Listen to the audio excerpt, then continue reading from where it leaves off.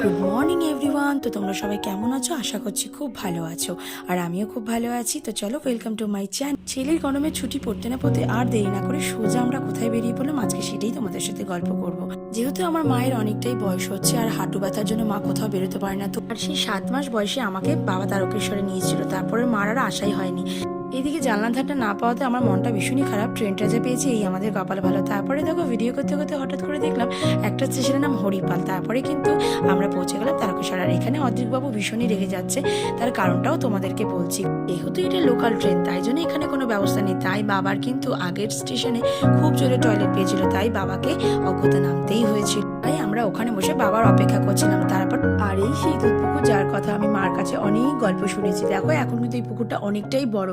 আগে কিন্তু এত বড় পুকুর ছিল না। বাবা মা আর অদ্রিক স্নান করলো, আমি কিন্তু করতে পারিনি, যেহেতু বাড়ি থেকে আমি জামা কাপড় এক্সট্রা নিয়ে যাইনি। তাই তো চলো, বাড়ি থেকেই স্নান করে এসেছিলাম।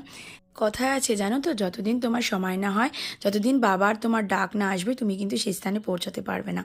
মানে আমার বক্তব্যটা হচ্ছে, ভগবানের স্থানে কিন্তু তুমি যতই চেষ্টা করো না কেন, তোমার যতদিন সময় না হবে তুমি সেখানে পৌঁছাতে পারবে না। আমি খালি একটা কথাই চিন্তা করছিলাম, কত দূর দূর থেকে বাবার ভক্তরা বাবার কাছে আসেন বাবাকে পুজো দিতে।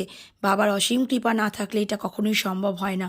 কত দূর থেকে কাঁধে বাঁক নিয়ে বাবার কাছে জল ঢালতে আসে। আর এই সেই জায়গা যেখানে বাবা তারকনাথের বইটা শুটিং হয়েছিল, যেটা আমি অদ্রিককেও দেখেছিলাম। অদ্রিক খুবই এক্সাইটেড ছিল, তাই ওকে ঘুরিয়ে ঘুরিয়ে সব দেখাচ্ছিলাম।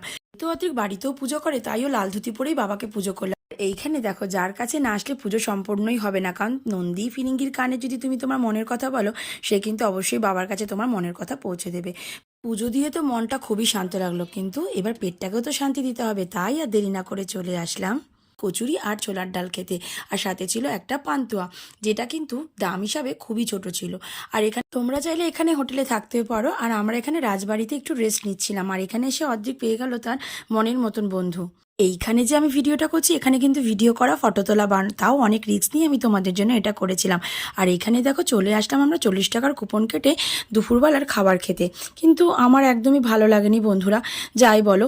তো একটার পর একটা দিয়েই যাচ্ছিল, মনে হচ্ছিল কী দিয়ে খাচ্ছি বুঝতেই পারছিলাম না। তার থেকে হোটেলে খাওয়া ভালো। সব মানুষই চায় খাওয়াটা একটু তৃপ্তি করে খাওয়া। সম্পর্ক কি খালি নিজের আত্মীয়র মধ্যে হয়? দেখো, ভালো সম্পর্ক গড়তে গেলে ভালো ব্যবহারও চাই। তো এনারা কিন্তু খুবই ভালো ছিলেন, বর্ধমান থেকে এনারাও পুজো দিতেছিলেন। আর এখানে এত বড় পাখা দেখে অর্ধেক ছুট্টি কি ওই আঙ্কেলটাকে কি জিজ্ঞাসা করছে, প্লিজ সাবস্ক্রাইব।